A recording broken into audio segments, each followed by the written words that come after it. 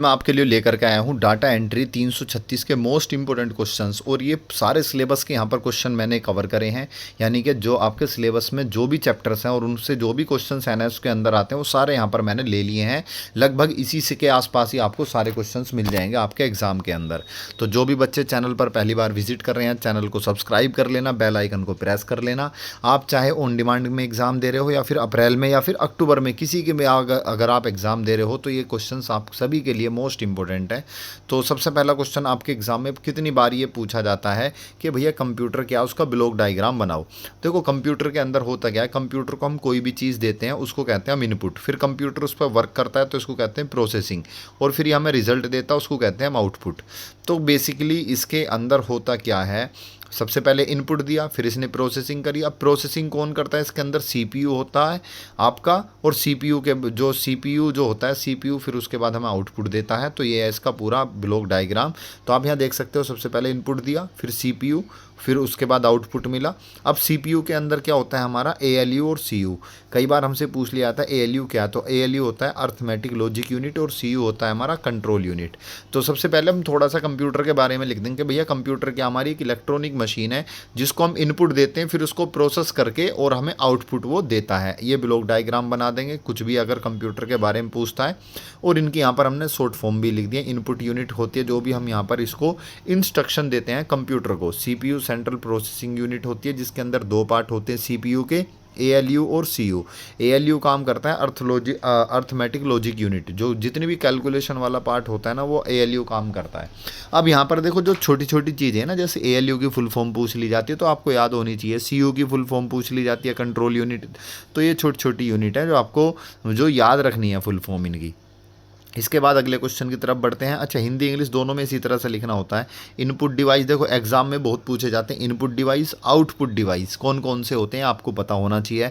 तो इनपुट वो डिवाइस होते हैं जिनके थ्रू हम कंप्यूटर को इन्फॉर्मेशन देते हैं, उन्हीं सभी को हम इनपुट डिवाइस कहते हैं। और आउटपुट डिवाइस के होते हैं जो हमें इन्फॉर्मेशन जिनके थ्रू मिलती है, कंप्यूटर हमें देता है। जैसे सपोज करो कीबोर्ड है, कीबोर्ड पर हमने की प्रेस करी तो हमने कंप्यूटर को इनपुट दिया है, तो यह कीबोर्ड क्या हो गया, हमारा इनपुट डिवाइस हो गया। जैसे अब कई बार हम बोलते हैं, ठीक है, जैसे हम बोलते हैं तो हम किसके थ्रू बोलते हैं, माइक्रोफोन के, तो माइक्रोफोन क्या हमारा इनपुट डिवाइस। तो कुछ इनपुट डिवाइस मैंने यहाँ पर लिख दिए, keyboard, mouse, scanner, microphone, joystick और टच स्क्रीन।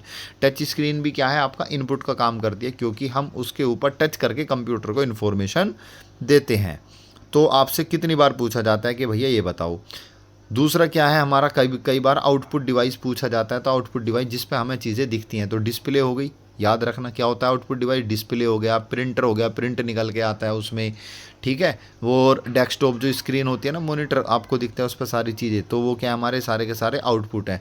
और आवाज़ के लिए क्या, स्पीकर है जिनके से आवाज़ आती है, तो स्पीकर भी क्या आउटपुट डिवाइस। तो कुछ मैंने तुम्हें आउटपुट डिवाइस भी साथ के साथ यहाँ पर बता दिए हैं। कई बार आपके एग्ज़ाम में पूछा जाता है भैया मॉनिटर दो तरह के होते हैं हमारा, सीआरटी और एलसीडी। तो इनकी फुल फॉर्म भी पता होनी चाहिए और दोनों का इनका काम क्या है। तो सीआरटी होते हैं cathode ray tube, full form क्या है इसकी, कैथोड रे ट्यूब मॉनिटर। और एलसीडी की है लिक्विड क्रिस्टल डिस्प्ले। जो सीआरटी मॉनिटर थे हमारे बहुत पहले चलते थे, ये पुराने टाइप के मॉनिटर हैं। आपने कभी देखा हो आपके घर में भी टीवी वगैरह होगा तो कुछ इस तरह से टीवी होता था और पीछे को वो काफ़ी बड़ा सा ऐसे उसमें निकला होता था, टीवी के पीछे को या फिर मॉनिटर के पीछे को इस तरह से काफ़ी बड़ा निकला होता था। तो वो होते थे हमारे कैथोड रे ट्यूब वाले, उसके अंदर एक ट्यूब होती थी, उसको कहते हैं हम कैथोड रे ट्यूब। तो मॉनिटर हमारे काफ़ी बल्कि होते थे, बड़े होते थे। और लेकिन अब जो चल रहे हैं हमारे वो एलसीडी वाले चल रहे हैं। और अब तो एलईडी भी आ गए, LCD liquid crystal display, LED होता है लाइट एमिटेड डायोड वाले एलईडी। तो एलसीडी मॉनिटर बेसिकली आपको दो याद रखने, सीआरटी और एलसीडी। तो एलसीडी लिक्विड क्रिस्टल डिस्प्ले, ठीक है। जो एलसीडी कौन से होते हैं, जो बिल्कुल फ्लैट से होते हैं, आपने देखा पतले से होते हैं, तो ये वाले हो गए हमारे एलसीडी वाले, ठीक है। तो हिंदी इंग्लिश में देख लिया। अगला क्वेश्चन है कि ये पूछा जाता है भैया सॉफ्टवेयर क्या है और किस किस तरह की इनकी कैटेगरी होती है। तो सॉफ्टवेयर क्या होता है, एक प्रोग्राम होगा, इंस्ट्रक्शन होता है, मतलब प्रोग्राम होते हैं बहुत सारे छोटे छोटे, उनका सेट होता है जो कंप्यूटर को बताता है कि भैया कौन सा काम आपको कैसे करना है, हाउ टू परफॉर्म टास्क, काम को कैसे करना है।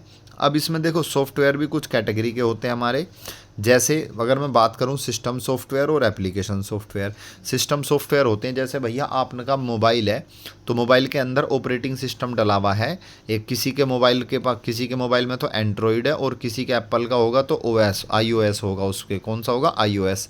तो जो एंड्रॉयड सिस्टम है ना, ये है सिस्टम सॉफ्टवेयर। क्या है ये? System software. अब उस फ़ोन के अंदर आपने जो है यूट्यूब की एप्लीकेशन इंस्टॉल कर लिया तो वह एप्लीकेशन सॉफ्टवेयर, या फिर आप इंस्टाग्राम चला रहे हो या कोई भी और एप्लीकेशन, फ़ोनपे, पेटीएम, ये सब क्या हमारे एप्लीकेशन सॉफ्टवेयर हैं। तो सिस्टम सॉफ्टवेयर क्या होते हैं हमारे? तो समझ गए, एंड्रॉयड हो गया या कोई कंप्यूटर के अंदर विंडो होगी, ये सारे के सारे हो गए हमारे सिस्टम सॉफ्टवेयर। तो सिस्टम सॉफ्टवेयर के अंदर हमारा ऑपरेटिंग सिस्टम आ जाता है, यूटिलिटी सॉफ्टवेयर, लैंग्वेज ट्रांसलेटर। और एप्लीकेशन सॉफ्टवेयर हो गए हमारे एमएस वर्ड हो गए, इस तरह के हमारे जो स्पेसिफिक पर्पस के लिए बनाए जाते हैं। तो इतना ही आपको इसमें लिखना है सिस्टम सॉफ्टवेयर के अंदर। अगला क्वेश्चन यही है, सिस्टम सॉफ्टवेयर एप्लीकेशन सॉफ्टवेयर में डिफरेंस बताओ। तो सिस्टम सॉफ्टवेयर क्या करता है? ये कंप्यूटर के ऑपरेशंस को मैनेज करता है, और एप्लीकेशन सॉफ्टवेयर क्या होता है? एक स्पेसिफिक टास्क के लिए बनाया जाता है। और दूसरा क्या है, इसके एग्जाम्पल आप लिख दोगे, एमएस वर्ड हो गया इसका एप्लीकेशन सॉफ्टवेयर का, इसका हो गया ऑपरेटिंग सिस्टम। दूसरा क्या है, जो सिस्टम सॉफ्टवेयर है ये it works as a platform for application software. मतलब एप्लीकेशन सॉफ्टवेयर जो है ना, सिस्टम सॉफ्टवेयर के ऊपर ही चलता है। अगर सिस्टम सॉफ्टवेयर ही नहीं होगा, मान लो अगर मोबाइल में एंड्रॉयड वर्जन ही नहीं होगा, तो फिर उसमें हमारी एप्लीकेशन भी इंस्टॉल नहीं होगी। ये 3-4 हमारे जो है बेसिक्स, इनमें हमने वो लिख दिया डिफरेंस। अगले क्वेश्चन की तरफ बढ़ते हैं। What is the command in the menu bar change the text to title case. तो देखो कैसे आप इसको कर सकते हो, चेंज कैसे करेंगे हम। देखो सबसे पहले क्या है, क्लिक वेयर यू, जो भी हमें मान लो सिंबल है या कुछ भी इंसर्ट कर रहे हो, उसको क्या करना है हमें, तो उसको हमें चेंज करना है। तो ये अच्छा 2 क्वेश्चन हमें पहले ऊपर वाला देखना है, इसका आंसर इसमें लिख नहीं रहा, लेकिन फिर भी मैं आपको बता देता हूँ। कहीं भी आपको टाइटल केस करना है, तो जिसको आपको टाइटल करना है, मतलब बड़ा कैपिटल लेटर में करना है, सबसे पहले आप उस टेक्स्ट को सिलेक्ट करेंगे और आप शिफ्ट प्लस F3 दबाएंगे। क्या दबाएंगे? Shift plus F3। तो वहाँ से क्या होगा, आपका जो है वो चेंज हो जाएगा, कैपिटल वर्ड में टाइटल केस में हो जाएगा। ठीक है। अगला क्वेश्चन है 7, explain the steps in inserting a symbol. Symbol कोई भी आपको इंसर्ट करना है तो कैसे? सबसे पहले ऊपर आपको इंसर्ट का ऑप्शन मिलेगा, इंसर्ट पे जाएंगे, फिर सिंबल पे जाएंगे, और जो भी सिंबल आपको रिक्वायर्ड है उस पर क्लिक कर देंगे, वो इंसर्ट वहाँ पर हो जाएगा। अगला क्वेश्चन है what is a font face, mention any two font family. देखो फॉन्ट फेस क्या होता है, आप जैसे जो मैंने लिख रखा है ना यहाँ पर, मतलब ये फॉन्ट लिखा हुआ है, किस फॉन्ट, मतलब फॉन्ट बहुत सारे तरह के होते हैं, कौन से डिज़ाइन में लिख रहा है। ठीक है। फॉन्ट फेस का मतलब यही होता है भैया, जो करेक्टर हम लिख रहे हैं ना, टेक्स्ट, इसका स्टाइल कैसा है, उसको कहते हैं हम फॉन्ट फेस। तो बहुत सारे होते हैं हमारा, Times New Roman, Arial, bold Arial, इस तरह के, बोल्ड टाइम्स न्यू रोमन, इस तरह के आप देखोगे ना, न्यू रोमन, तो ये बहुत सारे आपको मिल जाएंगे। अगले क्वेश्चन में बढ़ते हैं, how do you set line spacing in a paragraph. कैसे आप जो जैसे लाइन है ना, ये लाइन है, इनके बीच में कैसे आप स्पेस रखोगे, क्या करना है। तो इसका एक तरीका है सिंपल सा, ऊपर जाएंगे, पैराग्राफ, जिस पैराग्राफ को करना है उस पैराग्राफ को सिलेक्ट करेंगे, फॉर्मेट में जाएंगे, ऊपर फॉर्मेट का ऑप्शन आता है, उस फॉर्मेट में जाएंगे, हम पैराग्राफ को चूज़ करेंगे और लाइन का स्पेस सिलेक्ट कर लेंगे। 1 रखना है, 1.0, 1.5, या जितना भी आपको रखना है रोक के कर देंगे, तो लाइन के बीच में उसी हिसाब से स्पेस आ जाएगा। अगला क्वेश्चन है right the steps for moving text. तो टेक्स्ट को अगर आपको मूव करना है तो भैया कैसे करेंगे हम उसको मूव। भैया पहले उस टेक्स्ट को सिलेक्ट कर लेंगे और कंट्रोल X करके कट करके, और कहीं जहाँ में लेके जाना है वहाँ पेस्ट कर देंगे, कंट्रोल V। तो इस तरह से जो है हम किसी भी टेक्स्ट को आराम से कहीं भी मूव कर सकते हैं। अगला क्वेश्चन है कॉपी कैसे करते हैं। तो भैया कॉपी करते हैं कंट्रोल C से, टेक्स्ट को सिलेक्ट करेंगे, कंट्रोल C कमांड देंगे, और जहाँ भी हमें जाना है वहाँ जाके उसको पेस्ट कर देंगे। बेसिक सी कमांड है जो आपको पता होनी चाहिए। अगला क्वेश्चन है what is the use of auto correct feature in word. देखो ऑटो करेक्ट फीचर क्या है, ऑटोमेटिकली है जो स्पेलिंग को करेक्ट कर देता है। अगर हम जैसे टाइप कर रहे हैं, टाइप करते करते कोई गलत वर्ड दब गया तो उसको क्या ऑटो करेक्ट कर देता है। तो ये है हमारा ऑटो करेक्ट, जो वर्ड के अंदर हमें सुविधा देता है ऑटो करेक्ट की। अगला क्वेश्चन है हमारा briefly explain the following, main document, data source और मर्ज डॉक्यूमेंट। इनको समझते हैं पहले सही से। ये रिलेटेड है हमारा मेल मर्ज से। तो मेल मर्ज के अंदर देखो आपको समझना पड़ेगा, सबसे पहले मेल मर्ज के अंदर तीन चीज़ें होती हैं। पहले मेल मर्ज का काम क्या है उसका मैं समझाता हूँ। मेल मर्ज का काम ये, भैया आपके पास जैसे एक इनविटेशन है और आप ये चाह रहे हो इस इनविटेशन को, आपकी शादी का किसी चीज़ का भी है इनविटेशन, और आप चाह रहे हो भैया 100 बंदों को आपको भेजना है इनविटेशन को। अब 100 बंदों को भेजना है, अब मान लो एक तो आपको जो है राहुल को भेजना है, एक श्याम को भेजना है, इस तरह से आपको भेजना अलग अलग, ठीक है। एक अंकुर को भेजना है। अब ये चाह रहे हो आप जब ये अंकुर के पास जाए तो वहाँ पर अंकुर नाम लिखा हो उसके इनविटेशन पे कि डियर अंकुर। जब श्याम के पास जाए तो वहाँ डियर श्याम लिखा हो, राहुल के पास जाए डियर राहुल लिखा हो, ठीक है, और रहीम के पास जाए तो डियर रहीम लिखा हो। इस तरह से अलग अलग सबके पास जाए और आपको एक ही बार भेजना पड़े, अलग अलग नहीं आ सके सबके नाम लिख लिख के भैया 100 बंदों को भेज रहे, 500 को भेज रहे। तो इसका देखो तरीका क्या है, मेल मर्ज के अंदर इसका तरीका होता क्या है, मान लो हमारे पास 100 बंदों की लिस्ट है, उन 100 बंदों की जो लिस्ट है ना उसमें 100 बंदों के नाम लिखे हुए हैं और उनके फ़ोन नंबर या ईमेल आईडी लिखी हुई हैं। तो हम क्या करेंगे, मेल मर्ज के अंदर एक मेन डॉक्यूमेंट खोलेंगे, उसके अंदर अपना सारा इनविटेशन लिखेंगे और इस जो एड्रेस वाला है जिसके अंदर सबकी ईमेल आईडी लिख रही है और जो हमने इनविटेशन लिखा है इसको इसके साथ मर्ज कर देंगे। और मर्ज करने के बाद फिर हम इसको भेज देंगे। तो होगा क्या, हर किसी पे पर्सनल तरीके से मेल चला जाएगा, ऐसा लगेगा उसको जैसे किसी ने पर्सनली उसको मेल भेजा है। तो यहाँ पर क्या है, सबसे पहले हमारा जो जो जिसके अंदर सब बच्चों के मतलब या दोस्तों के नाम और ईमेल आईडी लिख रहे थे उसको कहते हैं हम डाटा सोर्स। क्या कहते हैं, डाटा सोर्स। और जहाँ हमने इनविटेशन लिखा था मेन डॉक्यूमेंट, वो है हमारा मेन डॉक्यूमेंट। फिर हमने इन दोनों को मिला दिया तो ये बन गया हमारा मर्ज डॉक्यूमेंट। क्या बन गया, मर्ज डॉक्यूमेंट। तो ये थी हमारी सारी चीज़ें मेल मर्ज के अंदर। तो मेल मर्ज के अंदर तीन चीज़ें होती हैं, याद रखना। मेन डॉक्यूमेंट होता है जिसके अंदर सारी चीज़ें लिखी होती हैं, डाटा सोर्स जिनको हमें भेजना है, नाम और एड्रेस इस पे लिखा होता है, और इन दोनों को मिलाकर जो तीसरा डॉक्यूमेंट बनता है वो होता है मर्ज डॉक्यूमेंट, ठीक है, जिसको कहते हैं मर्ज दस्तावेज। इसके बाद अगला क्वेश्चन है, write any two features of mail merge के, भैया कोई दो विशेषता बताओ। तो इसकी दो खास बात यही है कि आपने मान लो एक ही पत्र बना लिया तो उसको आप हर किसी को अलग अलग उसके नाम और पते के साथ तैयार करके आप उसको भेज सकते हो। इससे क्या होता है, हमारा टाइम बचता है और बहुत ज़्यादा ये काम मतलब बहुत ज़्यादा फास्ट और इजी हो जाता है मेल मर्ज की हेल्प से। तो इसके दो फायदे ही हो गए। अगला क्वेश्चन है, explain steps in creating a main document for form letter. देखो वो ये आपको जैसे हम जो मेन डॉक्यूमेंट बना रहे हैं तो कैसे बनाएंगे, सबसे पहले वर्ड खोलेंगे। भाई देखो, एक आप मेल मर्ज कर रहे हो, एक तो आपके पास है ही सोर्स का, उसमें तो सारे बच्चों के या जिसको भी आप भेजना है उनके नाम और ईमेल आईडी एड्रेस वगैरह लिख रहे हैं, और दूसरा आपको मेन डॉक्यूमेंट तो बनाना पड़ेगा ना, लिख के क्या भेजना है। तो उसको कैसे बनाएंगे, वर्ड खोलेंगे, ठीक है ना, और उसके अंदर मेल मर्ज विजार्ड आवा है वहाँ पर लिखा लेंगे उसको। फिर उसके बाद क्रिएट का ऑप्शन आएगा, फिर लेटर वगैरह जो भी आपको बनाना है वो सारी चीज़ करने के बाद हम यहाँ से हम उसको फिर बनाने के बाद उसको सेव कर लेंगे। तो ये हमारा उसका तरीका बनाने का। अगला क्वेश्चन है, write steps in editing existing data record in mail merge. अच्छा, हमने जैसे मर्ज कर दिया उसके बाद हमें उसमें कुछ एडिट करना है तो हम एडिट भी उसके अंदर कर सकते हैं। तो हम क्या करेंगे, मेल मर्ज खोलेंगे, टूल्स में जाएंगे और वहाँ पर डाटा सोर्स को ओपन करेंगे और वहाँ पर एडिट का ऑप्शन आता है, उसको फिर हम एडिट कर देंगे जो भी हमें एडिट करना है। अगले क्वेश्चन की तरफ बढ़ते हैं। Question number 17, how do you create a data source using word table. भैया देखो, मेल मर्ज के अंदर डाटा सोर्स की ज़रूरत पड़ती है तो वर्ड के अंदर जाएंगे, टेबल बनाएंगे और जो जो चीज़ें आपको उसमें फिल करनी है जैसे नाम, एड्रेस, सिटी, सारी चीज़ें उसमें फिल कर देंगे और उसको फिर हम सेव कर लेंगे उस पूरे की पूरे रिकॉर्ड को, ठीक है। अगला क्वेश्चन है, write steps in using Excel worksheet as a data source for your mail merge. Step two, देखो मेल मर्ज के ऊपर एक क्वेश्चन, एक से कम दो क्वेश्चन आपको एज इट इज़ आपको एग्जाम में देखने को मिलेंगे, इसलिए मेल मर्ज के जो भी क्वेश्चन आप पेपर में हैं सब आपको यहाँ पर बता दिए हैं। बेसिकली मेल मर्ज के अंदर तीन ही चीज़ें होती हैं जो आपको बताई हैं। अब इसमें कह रहा है, write steps in using Excel worksheet as a data source for your mail merge. तो डाटा सोर्स फिर वही कैसे बनाएंगे, हम एक्सेल वर्कशीट खोल लेंगे, वहाँ पे जो है हम वर्ड खोल लेंगे या फिर मेल मर्ज जो सिलेक्ट करके वहाँ से जो भी हमें डाटा बनाना है, वर्कशीट बनानी है, सारी की सारी डाटा फिल कर देंगे और उसको हम बना देंगे। इसमें कोई ज़्यादा कुछ अलग नहीं है, वही था।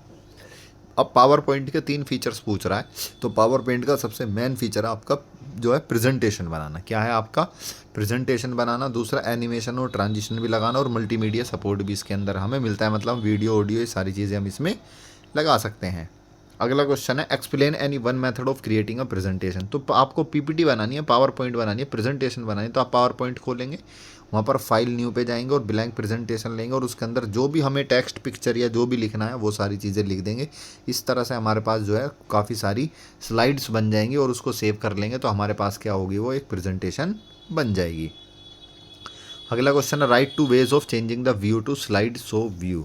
अच्छा देखो, स्लाइड शो व्यू बदलने के कोई तरीके आपको मैं बताता हूँ। दो तरीके क्या हैं।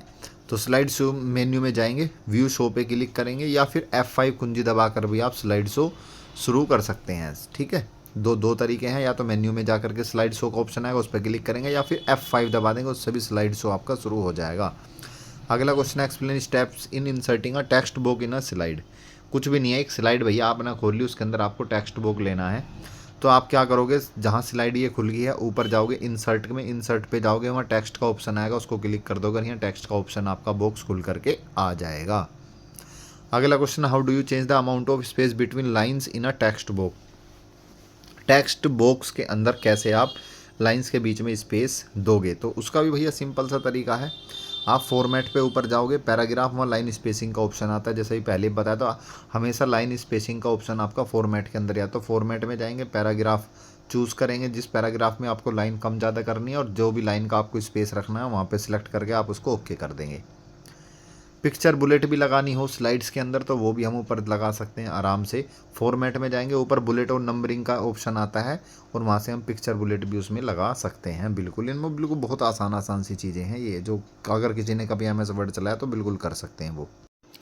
अब अगला क्वेश्चन है how do you add notes to your slide. देखो स्लाइड होती है हमारी, उसके नीचे हम कुछ भी अपना बॉटम पे कोई भी बात या कोई नोट ऐड कर सकते हैं। तो उसका सिंपल सा तरीका है, नोट पेन आता है, नोट पेन को ओपन करोगे आप, ठीक है ना, और उसमें जो यहाँ पर नीचे नोट का ऑप्शन खुल जाएगा, वहाँ जो भी आपको लिखना है टाइप कर देंगे उसको, और प्रेजेंटेशन को हम सेव कर देंगे। उसके बाद अगला क्वेश्चन है हमारा explain the different type of connection available to get connect to internet. अच्छा देखो, इंटरनेट के डिफरेंट कनेक्शन होते हैं, एक होता है डायल अप, ठीक है, और एक होता है ब्रॉडबैंड, वायरलेस और मोबाइल डाटा। मोबाइल डाटा तुम्हें पता ही है, जो सिम के नेटवर्क से चलता है मोबाइल फ़ोन के अंदर जो होता है। वायरलेस वाईफाई भी तुम्हें पता ही है, जो राउटर से चलता है। और ब्रॉडबैंड होता है जो होम और ऑफिस में लगता है, और ये केबल और फाइबर के थ्रू ये चलता है। डायल अप होता है जो टेलीफोन के इंटरनेट के कनेक्शन के थ्रू चलता है, थोड़ा स्लो होता है, और ये पुरानी टेक्नोलॉजी है डायल अप वाली। अगला क्वेश्चन है explain internet addressing schemes and domain name system. हमें एक्सप्लेन करनी है इंटरनेट तो सबसे पहले क्या, इंटरनेट एड्रेसिंग स्कीम, उसको DNS भी कहा जाता है। तो इंटरनेट एड्रेसिंग स्कीम क्या है, जो IP एड्रेस होता है, हर एक डिवाइस का इंटरनेट पे एक यूनिक एड्रेस होता है, उसको कहते हैं हम IP एड्रेस।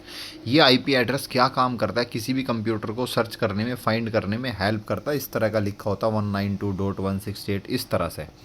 अगला होता है डोमेन नेम सिस्टम यानी कि DNS क्या होता है, एक फ़ोन बुक होती है इंटरनेट की, जैसे फ़ोन बुक होती है ना आपकी, उस तरह से ये भी फ़ोन बुक होती है किसकी, इंटरनेट की। तो ये क्या करता है, वेबसाइट के नाम को DNS IP एड्रेस में चेंज करता है। किस में करता है, जैसे www.google है तो इसको ये कन्वर्ट कर देगा किस में, IP एड्रेस में। कौन करेगा इसको, DNS। तो यही है, तो शॉर्ट में यही कह सकते हैं। IP एड्रेस क्या होता है, आइडेंटिफाई करता है डिवाइस को, DNS हेल्प करता है वेबसाइट के नाम को उस नंबर में यानी IP एड्रेस में चेंज करने के लिए। अगला क्वेश्चन है डिफाइन द फॉलोइंग टर्मिनोलॉजीज। देखो ये पेपर में इनमें से एक पूछी जाती है, www बताओ, hyper link, web page, website, URL क्या होते हैं। तो इंटरनेट की टर्मिनोलॉजी आपको पता होनी चाहिए। तो www डॉट क्या होता है, वर्ल्ड वाइड वेब। क्या होता है, वर्ल्ड वाइड वेब होता है, ये सिस्टम होता है बहुत सारे वेब पेजेस और वेबसाइट का लिंक होता है एक साथ इंटरनेट पर। तो आपको इसकी फुल फॉर्म पूछी जाएगी, वो पता होनी चाहिए। हाइपर लिंक क्या होता है, मान लो कोई टेक्स्ट वगैरह लिख रहा है तो वहाँ पर कहीं भी कोई, जैसे आपको उनको भाई यहाँ क्लिक करो एकदम दूसरा पेज खुल के आ जाएगा, तो वहाँ क्लिक करने पर दूसरा पेज खुल के आ रहा है, उसको कहते हैं हाइपर लिंक। वेब पेज क्या होता है, एक single page of information in the written इन HTML। कोई भी एक पेज है जो HTML में लिखा है उसको कहते हैं हम वेब पेज। कोई इन्फॉर्मेशन लिखी है HTML लैंग्वेज में, उसको क्या कहते हैं, वेब पेज। अब उन बहुत सारे वेब पेज को एक साथ मिला दिया तो क्या बन गई, वो आपकी वेबसाइट बन गई, ठीक है। और URL क्या है, उस वेब पेज का एड्रेस कहाँ है, तो उसको कहते हैं हम URL यानी यूनिफॉर्म रिसोर्स लोकेटर, ठीक है। तो उसका एड्रेस हो गया आपका URL। बढ़ते हैं अगले क्वेश्चन की तरफ। Yahoo and Hotmail offer free email registration. Yahoo भी और हॉटमेल भी, go to any these sites and open an email account in your name, send an email friend whose address you know. देखो आप Yahoo पर बना सकते हो, Hotmail पर, बाकी ज़्यादा जो आजकल फेमस है वो Gmail है। तो कुछ भी नहीं करना आपको, जैसे मान लो याहू पे ही बनाना है या हॉटमेल पे बनाना है, तो आप याहू पे जाओगे, तो याहू पे क्लिक करोगे, वहाँ पर साइन अप का ऑप्शन आएगा और क्रिएट अकाउंट। उसके बाद वहाँ पर नाम, date of birth, mobile number और ईमेल आईडी है, सारी चीज़ें आपको ये एक पासवर्ड, ये सारी चीज़ें डालनी पड़ेंगी, ओटीपी आएगा मोबाइल नंबर पर और आपका अकाउंट ये बन जाएगा। इसमें कोई ज़्यादा कुछ है नहीं, कुछ ज़्यादा बताने लायक। आपने ईमेल आईडी बनाई भी होंगी, तो वैसे ही हम इसको यहाँ पर लिख देंगे। अगला क्वेश्चन है what do you mean by search engine. Search engine क्या होता है? जैसे आपने देखा होगा हम गूगल पे बहुत सारी चीज़ें सर्च करते हैं, तो गूगल क्या हमारा सर्च इंजन है। क्या है गूगल? हमारा सर्च इंजन है। तो सर्च इंजन क्या होता है? एक वेबसाइट और सॉफ्टवेयर होता है जो हमें इन्फॉर्मेशन फाइंड करने का काम करता है इंटरनेट पे, कि कुछ भी हम इस तरह का टाइप करें तो उस तरह की सारी इन्फॉर्मेशन हमारे सामने खुल के आ जाए। तो एक तो गूगल है और दूसरा क्या है हमारा याहू है, या फिर एप्पल के अंदर आपने देखा होगा सफारी चलता है। क्या चलता है? सफारी। एप्पल के किसी के पास फ़ोन होगा तो उसमें आप देख सकते हो। तो ये क्या हमारे सारे के सारे सर्च इंजन है। तो अगर ये पूछा है बेसिक टिप्स बताओ जो हम अच्छा रिजल्ट सर्च कर सकें, तो क्लियर और स्पेसिफिक वर्ड लिखो, उल्टा सीधा मत लिखो। मतलब जो चीज़ ढूंढ रहे हो उसकी स्पेलिंग वगैरह ठीक से लिखो, कोटेशन वगैरह मार्क कर दो, एग्जैक्ट फ्रेजेस लिख दो, स्पेलिंग सही होनी चाहिए। तो ये हमारे सही से उसको देखने के सर्च इंजन को। तो यहाँ पर थे हमारे 30 क्वेश्चन जो हमने कवर कर लिए हैं। इसके अलावा आपको कोई भी दिक्कत आती है तो आप कमेंट सेक्शन में पूछ सकते हो, या हमारा नंबर है 7303838500। इस नंबर पे भी कॉल करके आप जो है इसकी PDF भी वगैरह ले सकते हो। ठीक है, मिलते हैं आपसे अगले सेशन में, तब तक के लिए thank you so much and good bye.